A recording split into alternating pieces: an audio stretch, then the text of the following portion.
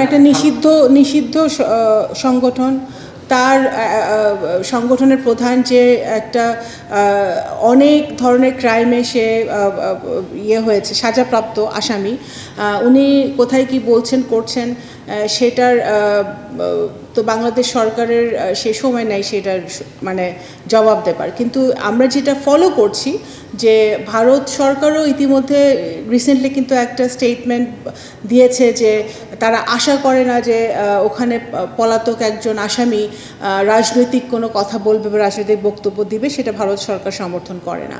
এবং ভারত সরকার এই রিসেন্ট যেটা আপনি বললেন যে তারা অনলাইন মিটিং করবে বা যেটাই করবে, সেটা ভারত সরকার সমর্থন করে কি করে না সেটা ভারত সরকারকে ক্লিয়ার করতে হবে।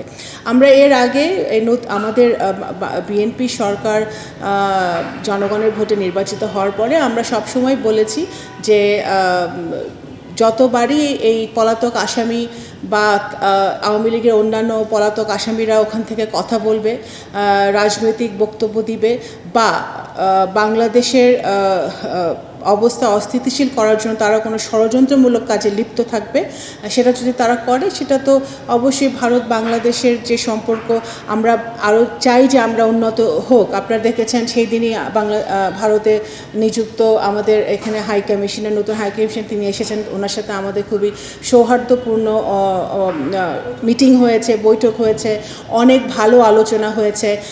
আমরা ফরওয়ার্ড লুকিং একটা অ্যাটিটিউড নিয়ে আগাচ্ছি ভারতের সাথে, সেটা ক্ষতিগ্রস্ত হোক সেটা আমরাও চাই না এবং আমার গভীর বিশ্বাস যে ভারতও চায় না।